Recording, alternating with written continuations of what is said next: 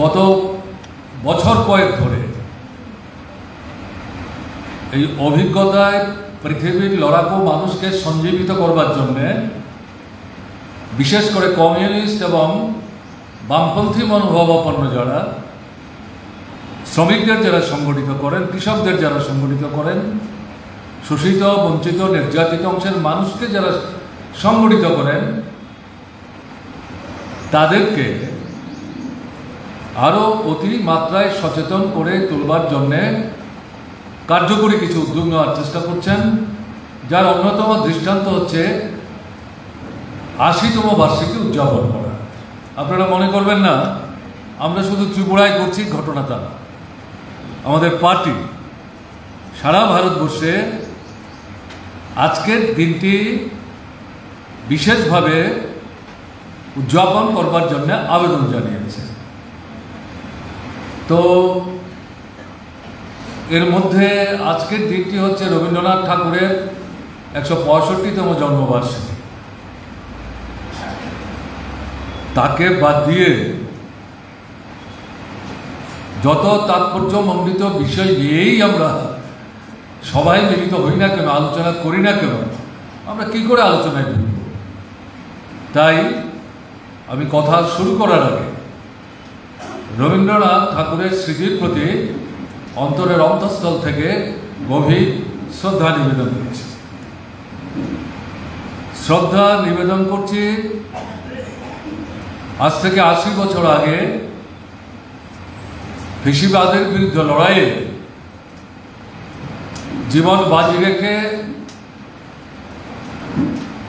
যারা সাফল্য অর্জন করেছেন, শহীদের মৃত্যুবরণ করেছেন, তাদের স্মৃতিকেও শ্রদ্ধার সাথে বিশেষভাবে আজকের দিনে আমরা স্মরণ করছি। আমি খুব বিস্তৃত পরিসরে যাব না, মূল বিষয়ের মধ্যে আলোচনাকে সীমাবদ্ধ রাখবার চেষ্টা করব যতটা কম সময়ের মধ্যে সম্ভব।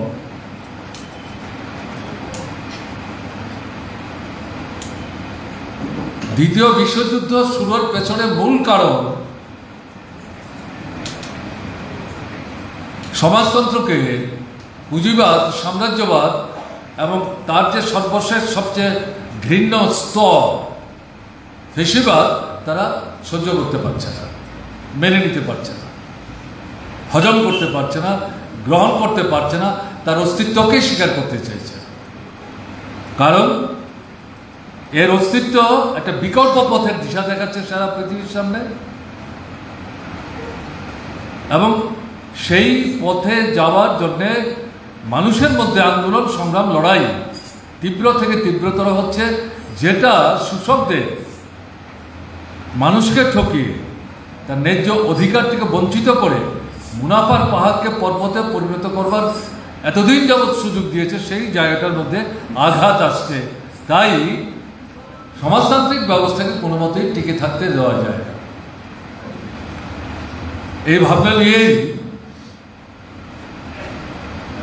দ্বিতীয় বিশ্বযুদ্ধে, যদিও প্রথম দিকে এটাকে সেইভাবে সামনে আনেনি, কিন্তু মূল এই লক্ষ্যটাকে সামনে রেখে এই যুদ্ধটা যারা শুরু করেছেন তারা অগ্রসর হওয়ার চেষ্টা করেছেন।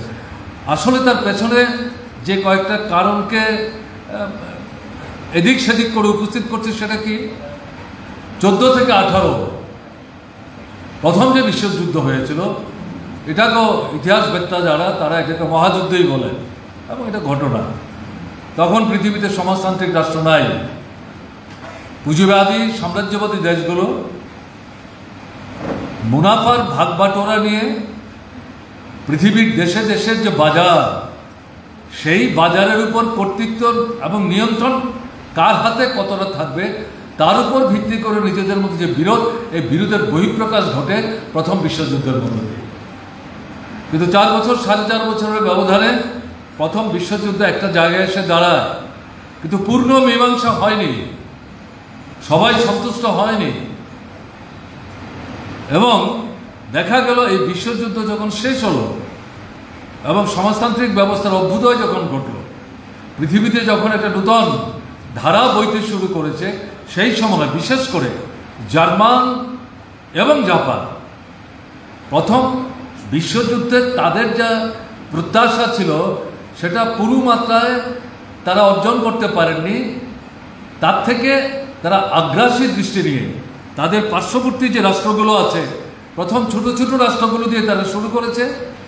তাদের যে আপনার ওয়ার পাওয়ার, মিলিটারি শক্তি, সেটাকে ব্যবহার করে তাকে অবদমিত করে সেই রাষ্ট্রগুলো দখল করার চেষ্টা করেছে এবং আস্তে আস্তে তাদের এই আগ্রাসী যে আকাঙ্ক্ষাটা এটাকে প্রসারিত করবার চেষ্টা করছে। এটা একটা অজুহাতের মতো মনে হয়েছে যে না, আমরা প্রথম বিশ্বযুদ্ধে যেভাবে আমরা চেয়েছিলাম তার তো কোনো সমাধান হলো না, কাজে আমরা এটা পুষিয়ে নেওয়ার চেষ্টা করছি। এই মূল দুটো রাষ্ট্রের সাথে আরও কিছু কিছু ছোট ছোট রাষ্ট্র তারা অংশগ্রহণ করার চেষ্টা করেছে। মূলত এরাই সামনে এসছে। জার্মান আপনার 1939-এর 1 সেপ্টেম্বর পোল্যান্ড আক্রমণ করেছে। পোল্যান্ডের সাথে রাশিয়ার যে মূল ভূখণ্ড, তার যে দূরত্ব সেটা প্রায় 400 কিলোমিটারের মতো হবে। আর রাশিয়ার সাথে পোল্যান্ডের যে সীমা সেটা 250 কিলোমিটারের মতো, যথেষ্ট দূরত্ব আছে। কিন্তু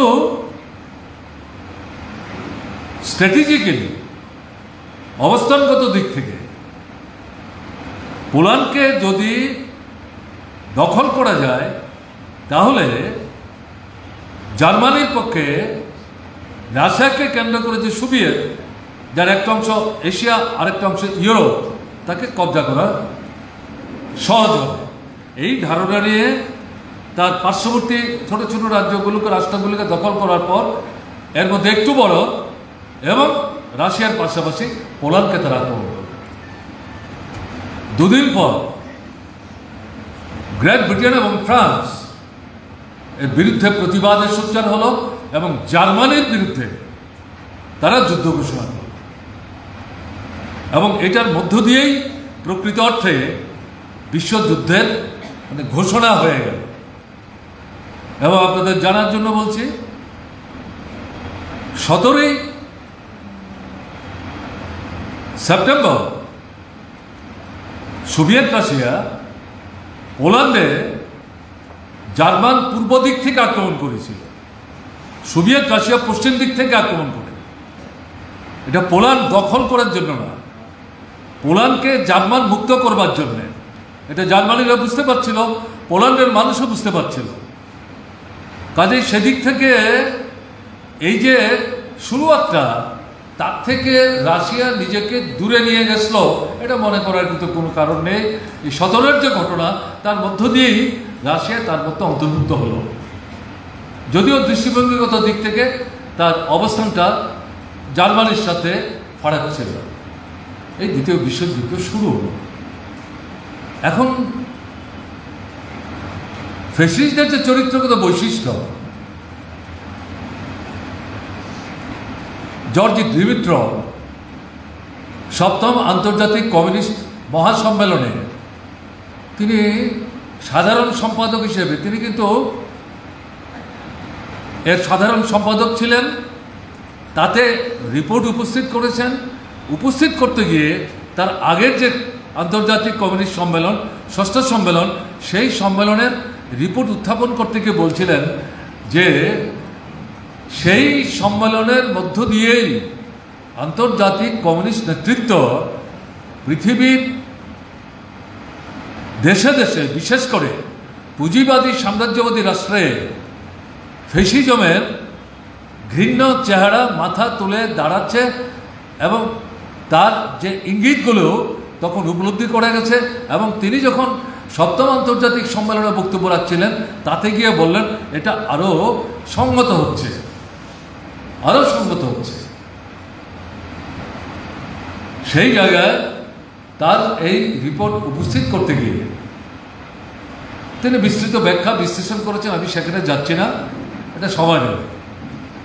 এবং সেই যে 7ম আন্তর্জাতিক কমিউনিস্ট সম্মেলন, কমিনটার্ন বলতে এটাকে, তাতে গিয়ে জর্জ ডিমিট্রভ তিনি যেই জায়গাটা সবচেয়ে বেশি জোর দিয়েছিলেন, ফ্যাসিজমের উত্থান হয়ে গেছে, সারা পৃথিবীকে দখল করার জন্য ঝাঁপিয়ে পড়ছে, সেই সময়ের ঘটনা কিন্তু তা না, এটা পরের প্রশ্ন।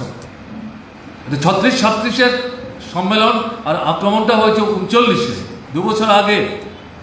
কিন্তু 2 বছর আগেই তারা অনুমান করতে পেরেছিলেন এবং সেই জায়গায় বলছিলেন একে প্রতিহত করতে গেলে পরে ঐক্য চাই।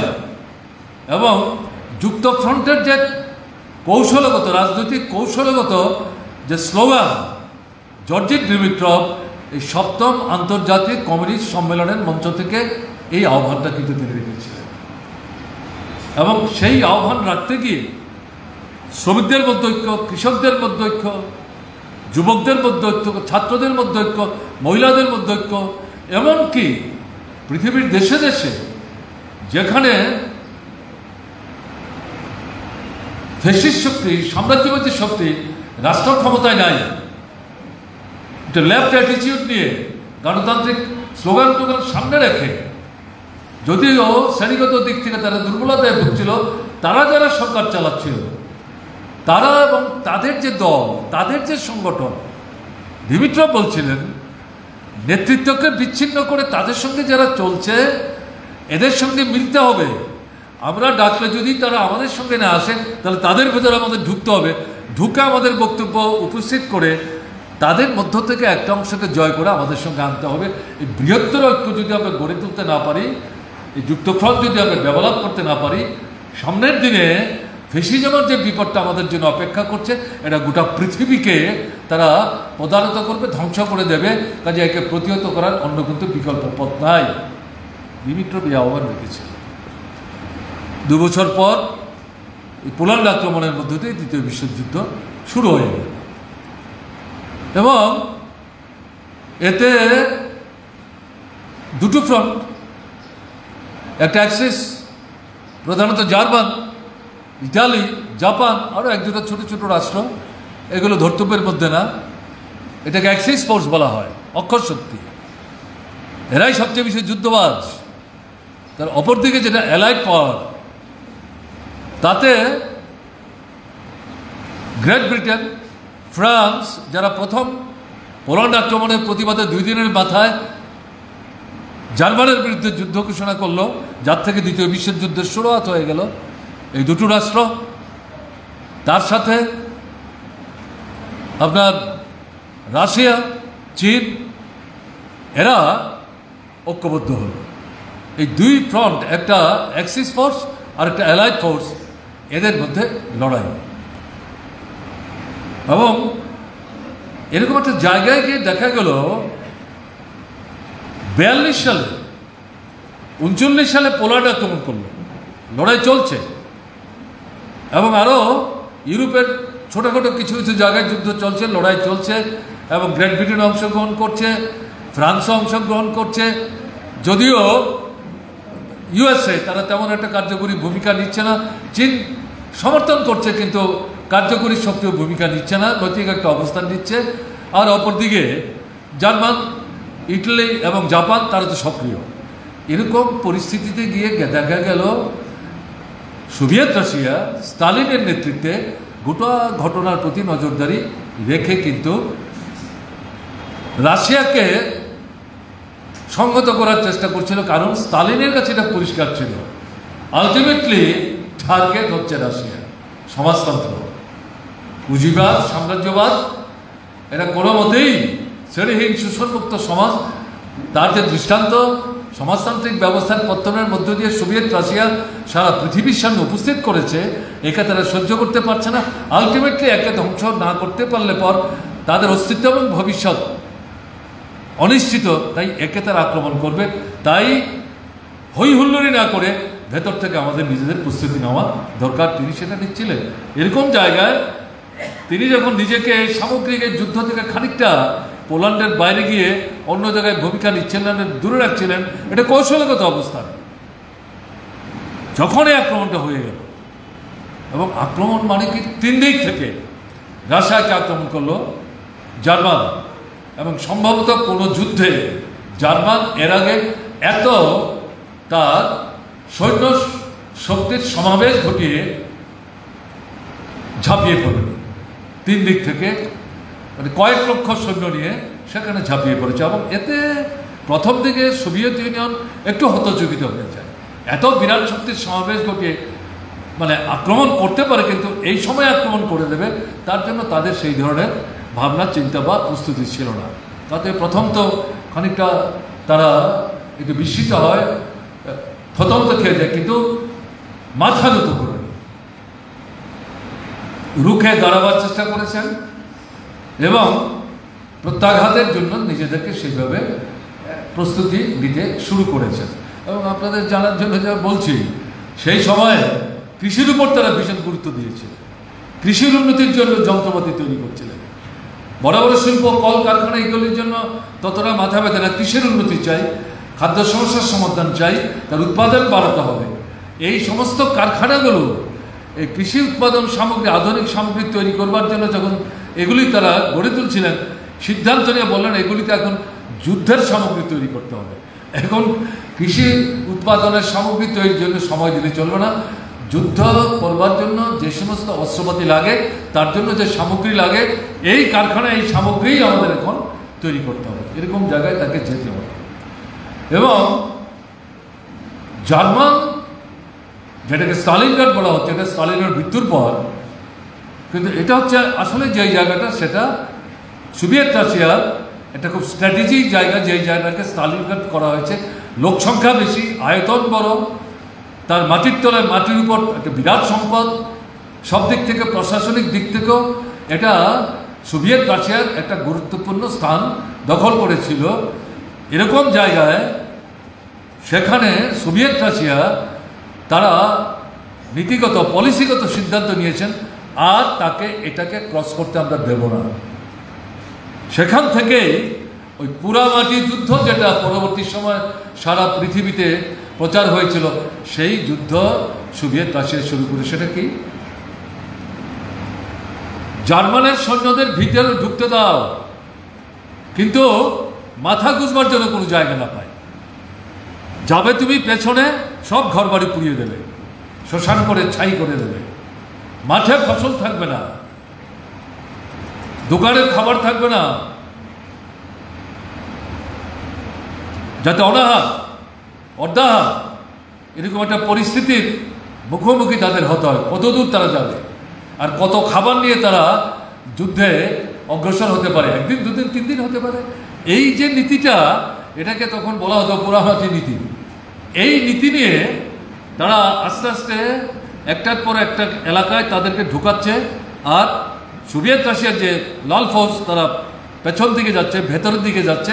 এবং এরপরে যখন দেখলো জার্মানের সৈন্য হতাশ হয়ে যাচ্ছে, খাবার নাই, মাথা গুঁজবার জায়গা নেই, বিশ্রাম নিতে পারছে না, এবং সোভিয়েতের সৈন্যদের নাগাল তারা পাচ্ছে না, তাদের হত্যা করতে পারছে না, বরং তারাই নিঃশেষ হয়ে পড়ছে।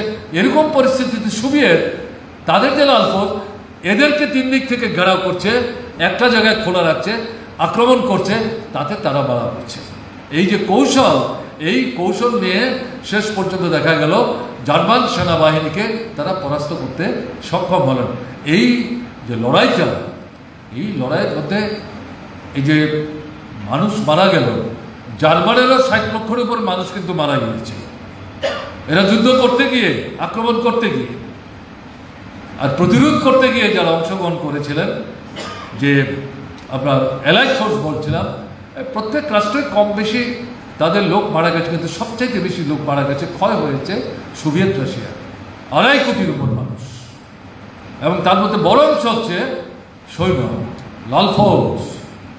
এবং এদেরকে এই যে উজ্জীবিত করা, শুধুমাত্র সমাজতন্ত্রকে রক্ষা করা, সোভিয়েত রাষ্ট্রকে রক্ষা করার জন্যই তাদের মধ্যে উন্মাদনা তৈরি করতে পেরেছিলেন, ঘটনা কিন্তু তা না। স্টালিনের নেতৃত্বে সোভিয়েতের কমিউনিস্ট পার্টির যথাযোগ্য মতাদর্শগত শ্রেণী রাজনৈতিক দৃষ্টিভঙ্গি থেকে আন্তর্জাতিক পরিস্থিতিকে ভাবনায়, চেতনায় রেখে তাদের দেশের মানুষকে, কমিউনিস্ট পার্টিকে কাজে লাগিয়ে এই চেতনায় সমৃদ্ধ করার চেষ্টা করেছেন। এটা ঠিক, সোভিয়েত রাশিয়া আমাদের সমাজতন্ত্র বিকল্প পথ দেখাচ্ছে, আমাদের জীবনের মৌলিক সমস্যাগুলোর সমাধান একে একে করে দিচ্ছে, একে ধ্বংস করার জন্য এই যুদ্ধ, একে রক্ষা করতে হবে। একে রক্ষা করা মানে সোভিয়েত রাষ্ট্রকে রক্ষা করা।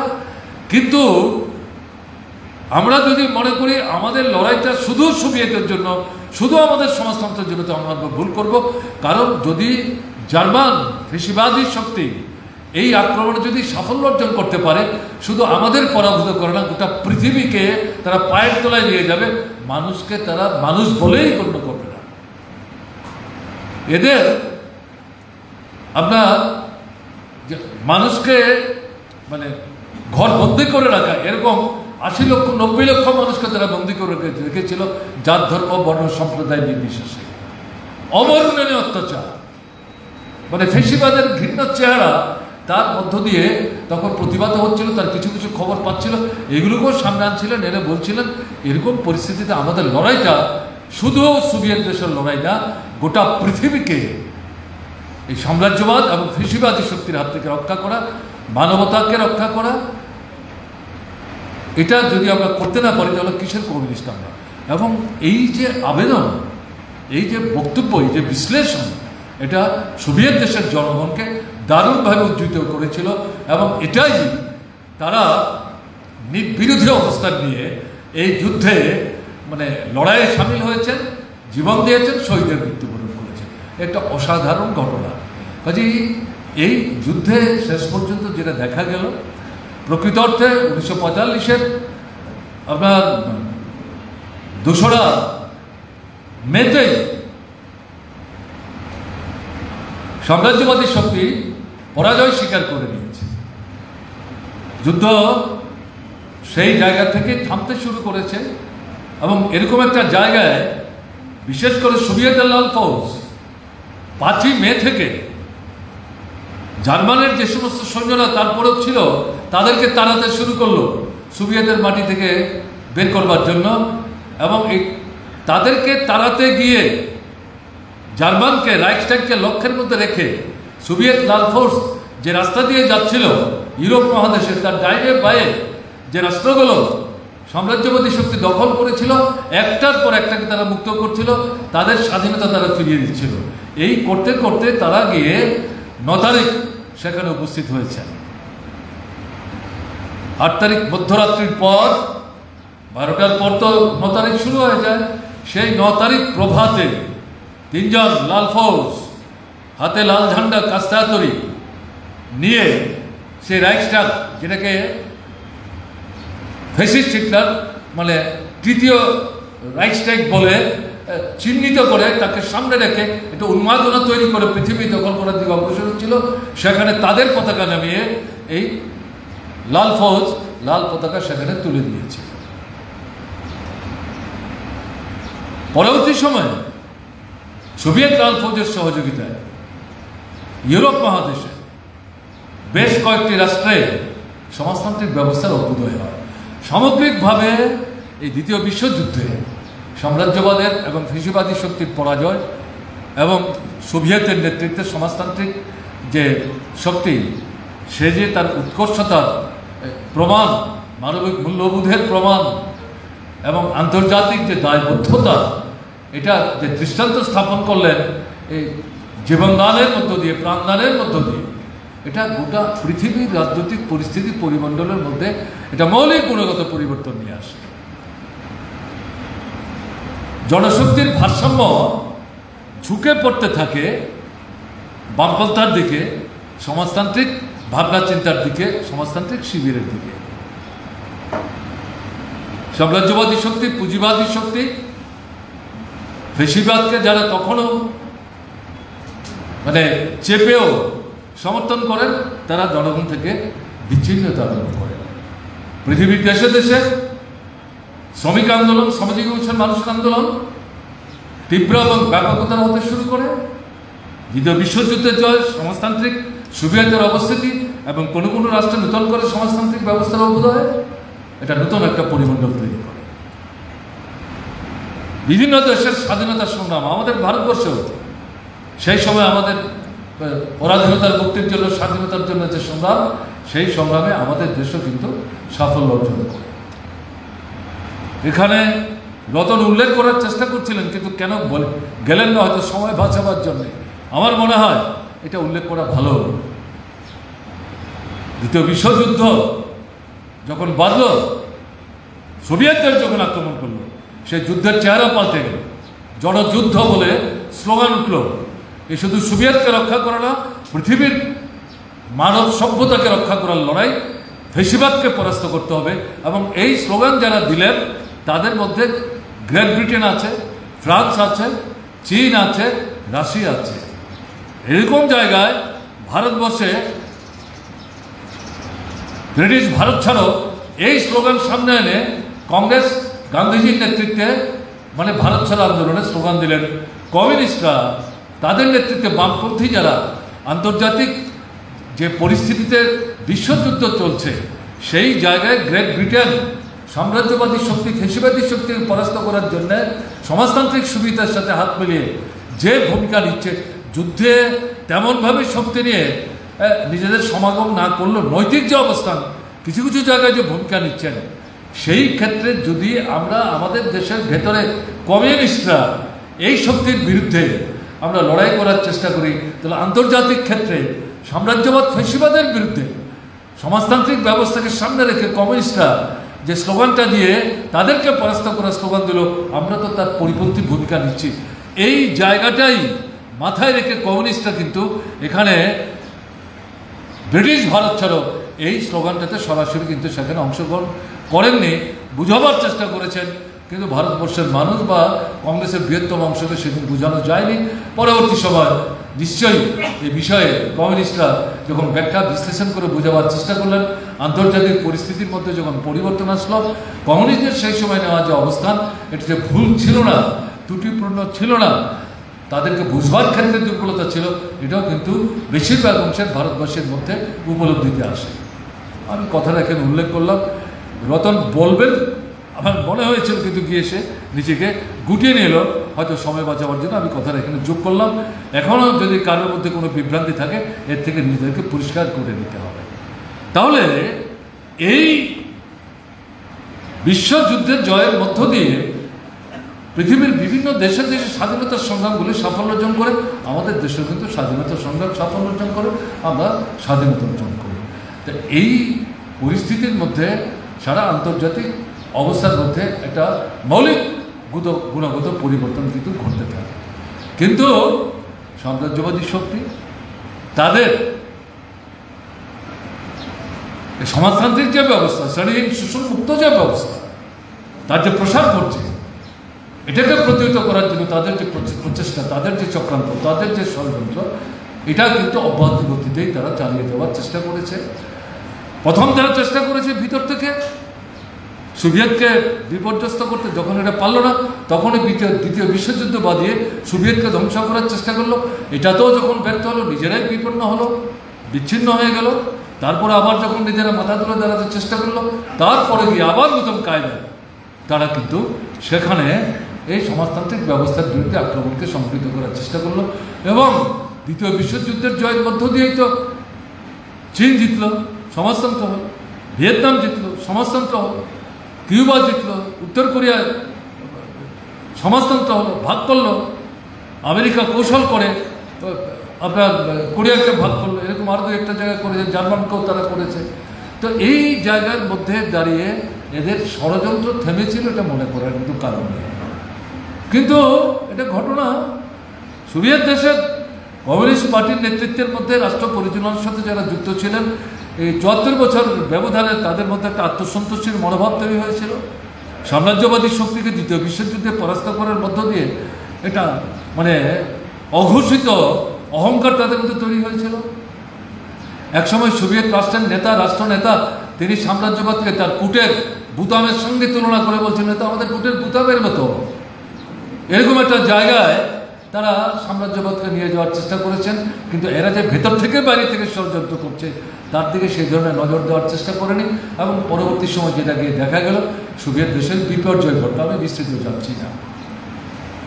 এবং এই বিপর্যয়ের পর সাম্রাজ্যবাদী শক্তি তার সমস্ত দিক থেকে মত আদর্শগত অবস্থান সামনে এনে পুঁজিবাদী শ্রেষ্ঠ, তার কোনো বিকল্প নয়, তার বিরুদ্ধে কোনো লড়াই চলবে না, তাকে সহযোগিতা করতে হবে।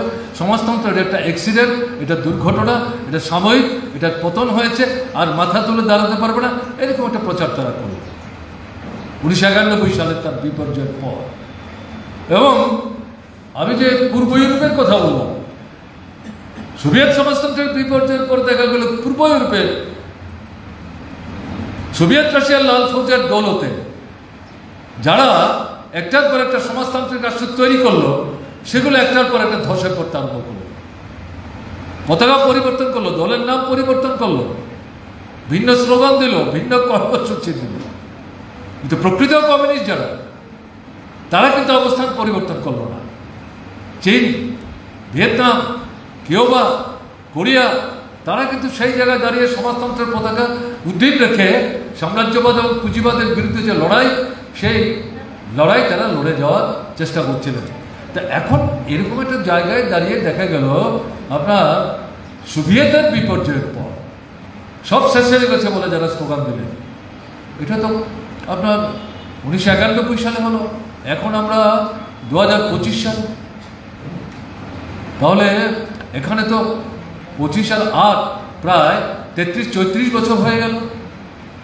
এই সময়ের মধ্যে পৃথিবীর পুঁজিবাদ, সাম্রাজ্যবাদ এবং যেখানে আপনার ফেসিবাদী ভাবনা চিন্তা উকিঝুঁকি মারছে, তারা কি অর্থনৈতিক পরিস্থিতির মধ্যে মৌলিক এমন কোনো পরিবর্তন আনতে পেরেছেন যা দিয়ে মানুষের জীবনের মৌলিক সমস্যাগুলো তারা সমাধান দিতে পেরেছেন?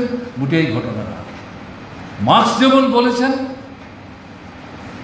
এঙ্গেলস যেমন তাকে জাস্টিফাই করেছেন, পরবর্তী সময়ে লেনিন আরও গভীরকে বিশ্লেষণ করে সাম্রাজ্যবাদ পুঁজিবাদের সর্বোচ্চ স্তর সব কিছু বিশ্লেষণ করার মধ্য দিয়ে অর্থনৈতিক অবস্থানের মধ্যে যেটা বলার চেষ্টা করেছেন, এদের অর্থনৈতিক দৃষ্টিটি হচ্ছে মুনাফা, মুনাফা, মুনাফা। মুনাফা করতে গেলে পর ঠকাতে হবে। কি ঠকাবে? উৎপাদনের কাজের সাথে যারা যুক্ত তাদের সন্ধানের বিনিময়ে উৎপাদন হয়। কাজে এই শ্রমদানকারী যারা মানুষ, এদেরকে ঠকাতে হবে এবং এদেরকে ঠকাবার জন্য পদক্ষেপ নিয়ে তারা অগ্রসর হচ্ছে। তাতে তাদের যে মূল যে সমস্যাগুলো পুঁজিবাদের, এই সমস্যাগুলোর সমাধান হচ্ছে না, বরং এগুলো একটা থেকে আরেকটা নতুন নতুন সমস্যা কিন্তু তারাই তৈরি করছেন। এটা কমিউনিস্ট ইস্তাহারে মার্কস এঙ্গেলস বলার চেষ্টা করেছেন, পরবর্তী সময় লেনিন বলবার চেষ্টা করেছেন। সাম্রাজ্যবাদ পুঁজিবাদের সর্বোচ্চ পর্যায়ে তাতেও গিয়ে বলবার চেষ্টা করেছেন, যত উচ্চতর পর্যায়ে হোক না কেন, পুঁজিবাদ তার যে অনুসারী যে নীতি, এই নীতি তাকে সমস্যা থেকে মুক্ত হতে সাহায্য করবে না। তারা নতুন নতুন কায়দা নেবে, নতুন নতুন কৌশল নেবে এগুলো শোষণের জন্য, কিন্তু এর থেকে তাদের অবস্থার মৌলিক গুণগত পরিবর্তন তারা করতে পারবে না। একটা সমস্যা থেকে আরেকটা সমস্যার সৃষ্টি করবে, তারা আরও বেশি তাতে হাবুডুবু খাবে। এবং আমরা এখন দিয়ে কী দেখছি, এই 33-34 বছরের ব্যবধানে এই যে শক্তি, তারা তো মানুষের জীবনের সমস্যাগুলোর সমাধান করতে পারছে না। আমেরিকা বলুন, ব্রিটেন বলুন, ফ্রান্স বলুন, জাপান বলুন, জার্মান বলুন, বিশেষ করে ইউরোপ মহাদেশ বলুন, সেই সমস্ত জায়গাগুলোতে আমরা কি লক্ষ্য করছি? দেখা যাচ্ছে পুঁজিবাদী দুনিয়ায় ধনী এবং দরিদ্রের মধ্যে ফারাক ভীষণভাবে বাড়ছে। ধনীদের সংখ্যা কম, গরিবদের সংখ্যা বেশি। অল্প ধনীর হাতে রাষ্ট্রীয় সম্পদের 40-50-60 ভাগ কেন্দ্রীভূত হচ্ছে। দারিদ্র বাড়ছে, বেকারি বাড়ছে, কাজ নাই, রোজগার নাই, কেনবার ক্ষমতা নাই, চাহিদা কমছে, স্বাভাবিক কারণে উৎপাদন কমছে, উৎপাদন কমলে কারখানা বন্ধ হচ্ছে, কর্মরত শ্রমিক কাজ হারাচ্ছে। এটা ভীষণ সংকট সেখানে তৈরি হচ্ছে। এটা প্রভাবিত করছে শিক্ষাকে, প্রভাবিত করছে স্বাস্থ্যকে, প্রভাবিত করছে কৃষি সংস্কৃতিকে। এই যে পরিস্থিতি, এই পরিস্থিতিতে ইউরোপ মহাদেশ এবং সেখানকার যে উন্নত রাষ্ট্রগুলো, প্রায় প্রতিটি সমস্ত জায়গায় শ্রমিকদের লড়াই হচ্ছে, ছাত্রদের লড়াই হচ্ছে, যুবকদের লড়াই হচ্ছে, বুদ্ধিজীবী অংশের মানুষের লড়াই হচ্ছে। কৃষক সেই অর্থে না, কিন্তু কৃষির সাথে যুক্ত প্রত্যক্ষ পরোক্ষভাবে তারাও কিন্তু এই আন্দোলন সংগ্রামে অংশগ্রহণ করতে বাধ্য হচ্ছেন, কারণ এই অর্থনৈতিক ব্যবস্থা তাদের এই সমস্যাগুলিকে গভীর থেকে গভীরতর করছে, গুরুতর করছে। এটা পরিষ্কার হয়ে যাচ্ছে। এবং এই পরিস্থিতির মধ্যে দাঁড়িয়ে এদের বিশেষ করে মার্কিন সাম্রাজ্যবাদের লক্ষ্যটা কি? তখন ছিল জার্মান, এখন হচ্ছে মার্কিন সাম্রাজ্যবাদ। তারা মনে করেছিল সোভিয়েত দেশের বিপর্যয়ের পর আর তো কয়েকটা 4-5টা জায়গা, যদি চীন এর মধ্যে সবচেয়ে বড় আয়তন, জনসংখ্যা, সম্পদ সব দিক থেকে একে যদি আমরা মানে উপকার করতে পারি, তাহলে আর কি বাকিগুলো তো ফুৎকারে উঠে যাবে, টার্গেট করছে। কিন্তু এখন উল্টো দিক থেকে দেখা যাচ্ছে যে চীন মার্কিন সাম্রাজ্যের ঘাড়ে গরম হাওয়া ছাড়ছে। অর্থনীতির দিক থেকে আন্তর্জাতিক পরিসরে পুঁজিবাদী অর্থনীতিক যারা ধারে ধাও, সেই যে অর্থনীতিবিদরা তারাই বলছে আগামী 15-20-25 বছরের মধ্যে, এত সময় না, বলছে 15-20 বছরের মধ্যে চীনের যে অর্থনীতি মার্কিনের অর্থনীতিকে ছাড়িয়ে যাবে। এটাই পৃথিবীর 1 নম্বর অর্থনীতি হবে। পরিবর্তিত পরিস্থিতি, আন্তর্জাতিক যে পরিমণ্ডল, তাতে গিয়ে সমাজতান্ত্রিক ব্যবস্থা গড়ে তুলবার ক্ষেত্রে, প্রসারিত করবার ক্ষেত্রে আজ থেকে 70-100 বছর আগে যে ভাবনা নিয়ে অগ্রসর হচ্ছিল, স্বাভাবিক কারণে পরিস্থিতির পরিবর্তনের মধ্যে দাঁড়িয়ে আমাদের যে পৃথিবীতে 5টা 6টা 7টা নূতন যে সমাজতান্ত্রিক রাষ্ট্র যুক্ত হয়েছে, পুরনো যে সমাজতান্ত্রিক রাষ্ট্রগুলো, তারা এর সাথে সঙ্গতি রেখে তাদের অর্থনৈতিক ব্যবস্থাকে শোষণমুক্ত রেখে এগিয়ে যাওয়ার ক্ষেত্রে চেষ্টা করছে। তাতে এখানে সেখানে কিছু তর্ক বিতর্ক, সমালোচনা ইত্যাদি যে নেই ঘটনা তা না, আমাদের মধ্যেও প্রশ্ন আছে। কিন্তু তারা তো সমাজতন্ত্র করেছে, এটাকে রক্ষা করছে, সাম্রাজ্যবাদের বিরুদ্ধে লড়াই করছে, পুঁজিবাদের বিরুদ্ধে লড়াই করছে, তাকে কুণ্ঠাসা করে সমাজতান্ত্রিক ব্যবস্থার যে মানে ঐতিহ্য আরও উন্নত পর্যায়ে নিয়ে যাওয়ার ক্ষেত্রে ভূমিকা নেওয়ার চেষ্টা করছে। কাজে এরকম একটা জায়গায় দাঁড়িয়ে যেটা দেখা যাচ্ছে যে এই সাম্রাজ্যবাদী পুঁজিবাদী যে শক্তি ধীরে ধীরে যেটা মাথা চালা দিচ্ছে, তাদের মধ্যে কোনো কোনো জায়গায় নয়া ফেসিবাদী ভাবনা চিন্তা করে এরা আসলে কিন্তু অস্তিত্বের সংকটে তারা ভুগছে। এ নিয়ে সন্দেহের কিন্তু কোনো কারণ নেই। এই সময়ের মধ্যেই, এই 30-32-33 বছরের মধ্যেই পৃথিবীতে বেশ কয়েকটা জায়গায় সমাজতান্ত্রিক চিন্তা ভাবনা নিয়ে নতুন কিছু রাষ্ট্রের অভ্যুদয় হয়েছে।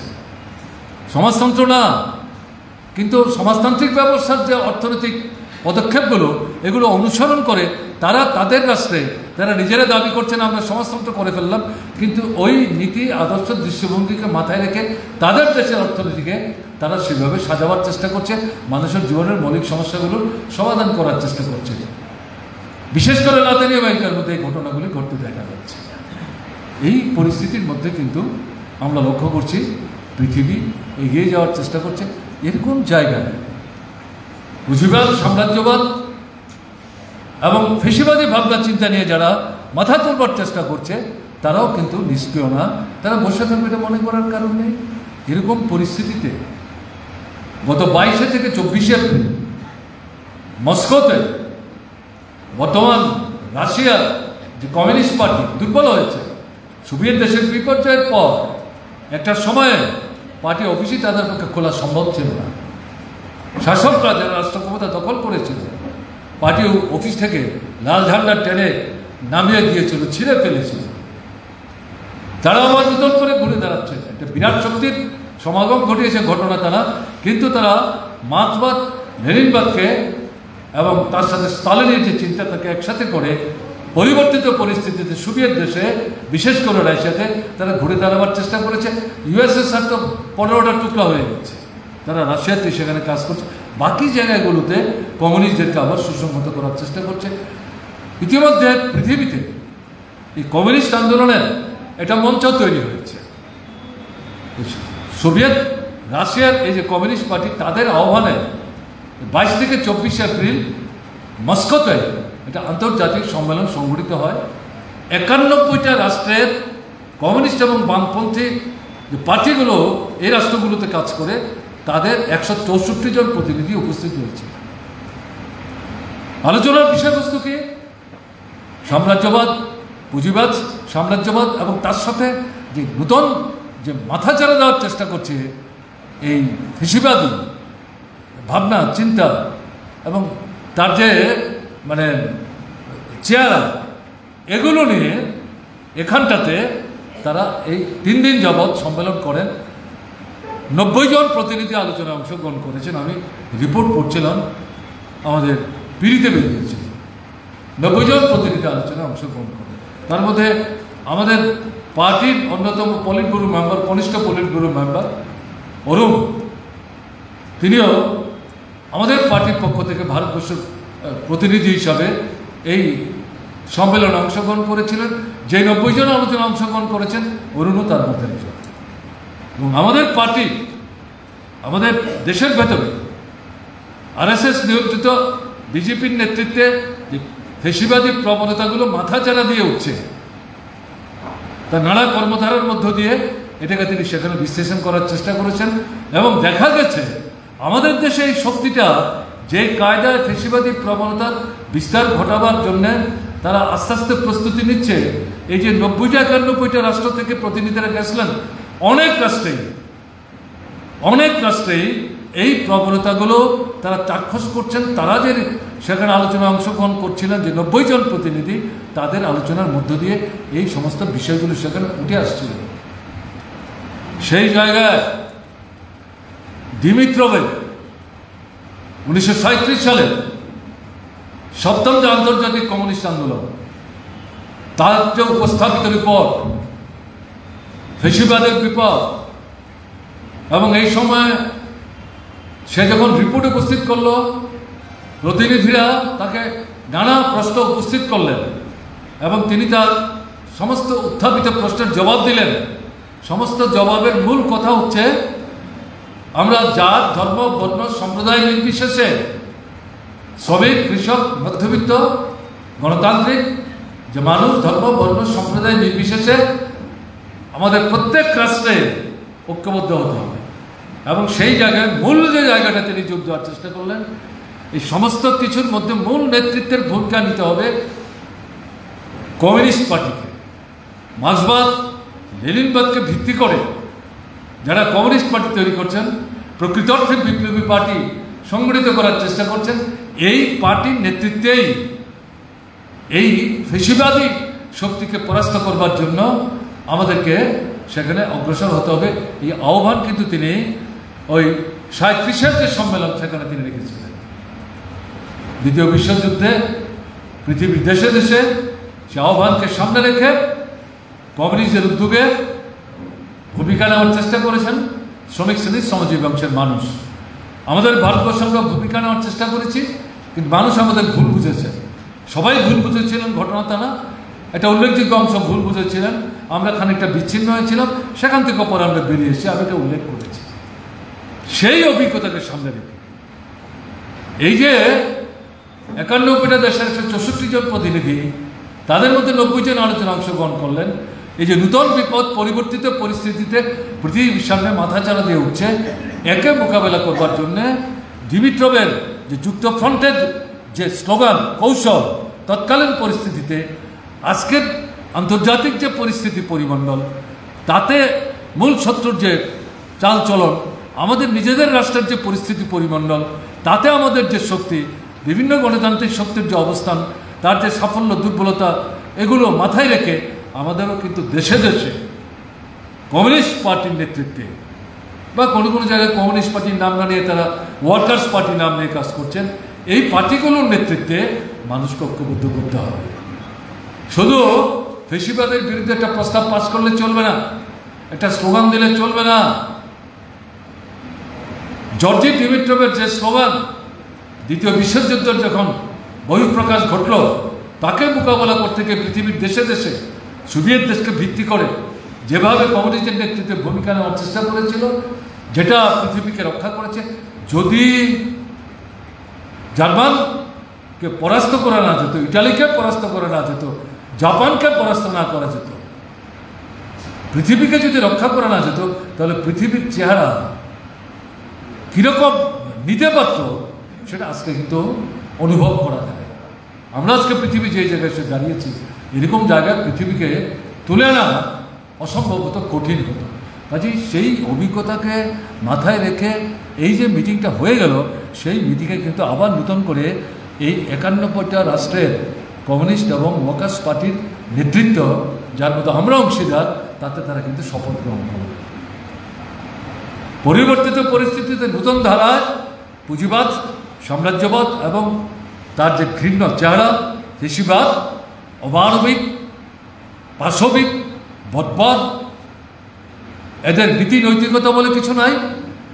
মানুষের চুল দিয়ে তারা বসার গালিচা তৈরি করে, মানুষের দেহের চামড়া দিয়ে তারা তাদের জুতার সুতলি তৈরি করে, মানুষের হাড় দিয়ে তারা ঘর সাজাবার জন্য সামগ্রী তৈরি করে। এরকম কিছু কিছু দৃষ্টান্ত উপস্থিত করে ফেসিবাদের যে ঘৃণ্য চেহারা, এটা উপস্থিত করার চেষ্টা করেছে। আমিও বই পড়তে গিয়ে যে এই যে বিষয়গুলি নজরে আসে তার কিছু আপনাদের সঙ্গে উল্লেখ করে বুঝবার জন্য বলছি। এটা আলাদা কোনো তার শ্রেণী চরিত্র নয়, যে পুঁজিবাদী মূল শ্রেণী চরিত্র, তারই উচ্চতর পর্যায়ের সাম্রাজ্যবাদ এবং তার ঘৃণ্য চেহারা সারা পৃথিবীকে প্রতারিত করবার চেষ্টা করে যখন ব্যর্থ হচ্ছে, তখন এই ঘৃণ্য চেহারা তারা নিচ্ছে।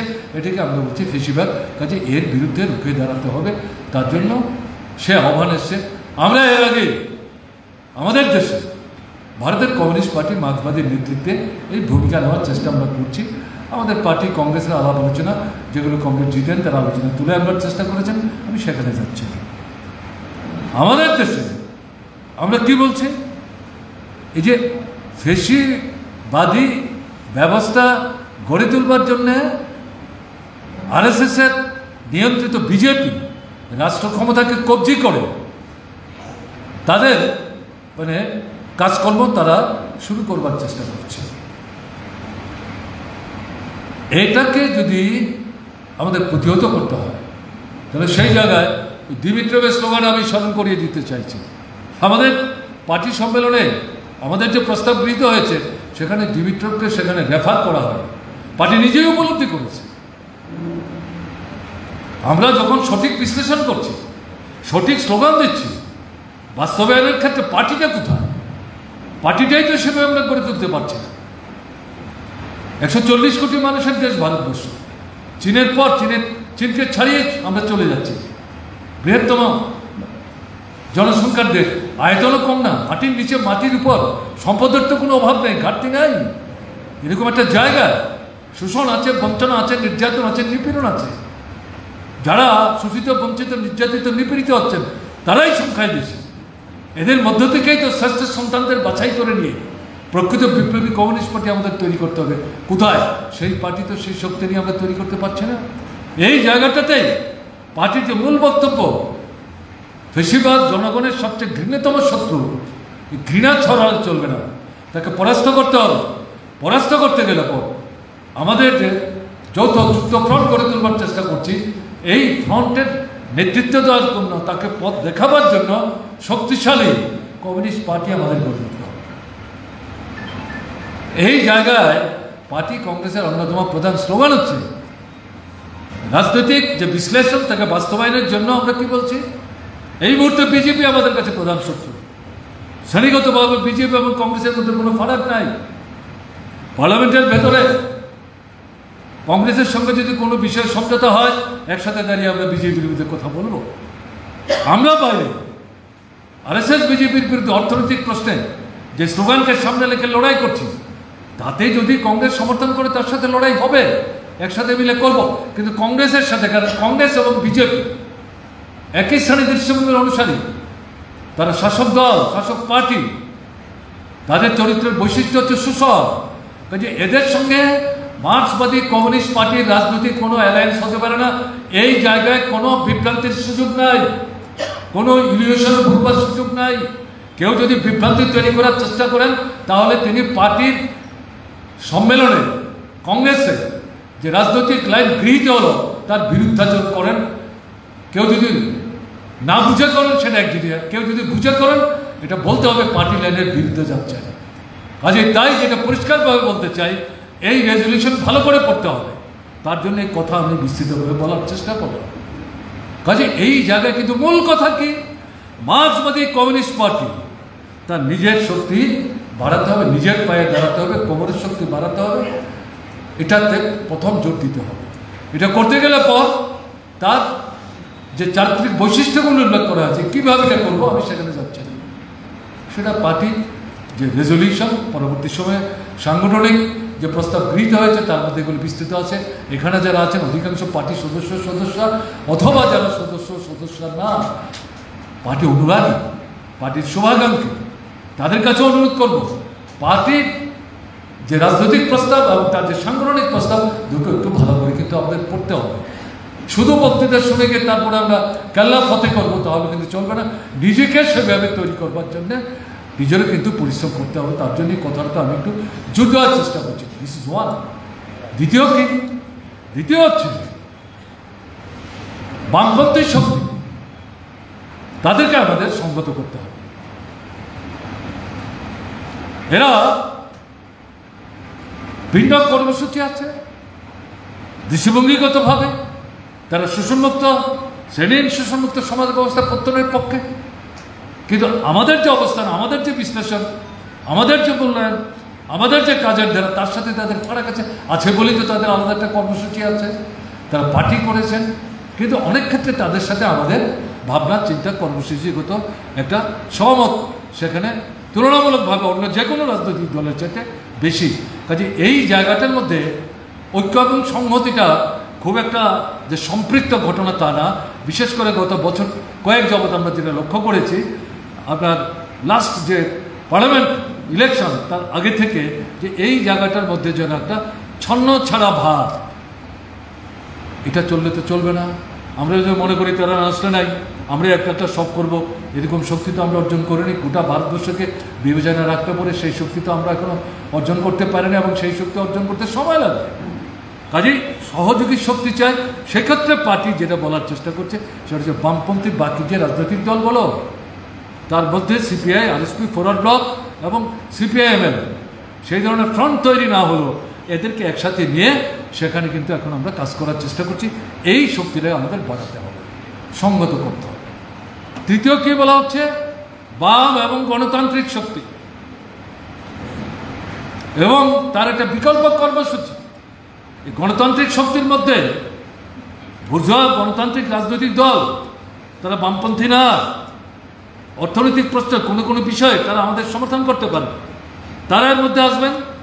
আমরা যারা বামপন্থী রাজনীতি করছি, সিপিআইএম সহ তাদের যে গণসংগঠনগুলি আছে, শ্রমিক আছে, কৃষক আছে, ক্ষেতমজুর আছে, নারী আছে, ছাত্র আছে, যুবক আছে, তফসিলি আছে, ওবিসি আছে, সংখ্যালঘু আছে, নানা সংগঠন করছেন।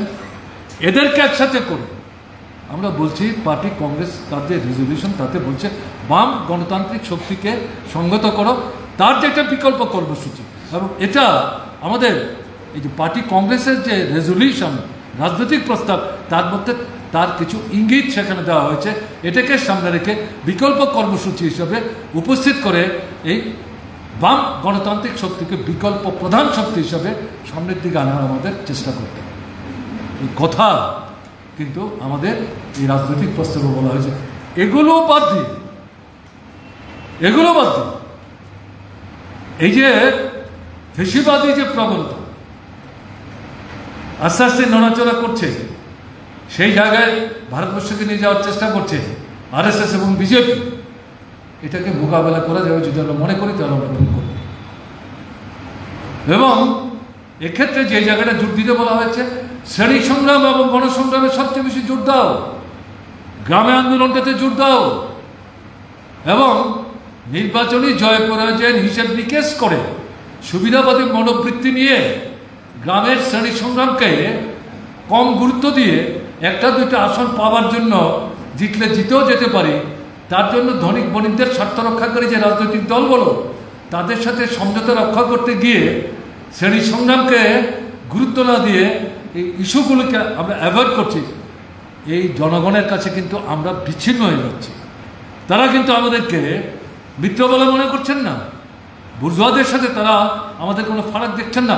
এটা আপনার এই যে পার্লামেন্টের যে ঝোঁক, সংসদীয় যে ঝোঁক, সেই ঝোঁকের অন্যতম কারণ এবং এর উল্লেখ করে আমাদের পার্টি কংগ্রেসের যে প্রস্তাব, সেই প্রস্তাবের মধ্যে বিশেষভাবে বলা হয়েছে আমরা যাদেরকে নিয়ে একসাথে বাম গণতান্ত্রিক শক্তি তৈরি করার চেষ্টা করছি, এর মধ্যে কোনো কোনো রাজনৈতিক দল কোথাও কোথাও রাজ্য সরকার পরিচালনায় থাকতে পারে।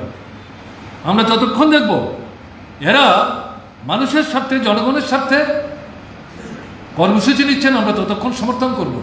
যখন আমরা দেখব জনগণের স্বার্থের বিরুদ্ধে, শ্রমিকদের স্বার্থের বিরুদ্ধে, কৃষকদের স্বার্থের বিরুদ্ধে ভূমিকা নিচ্ছে, তার বিরুদ্ধে আমাদের লড়াই করতে হবে।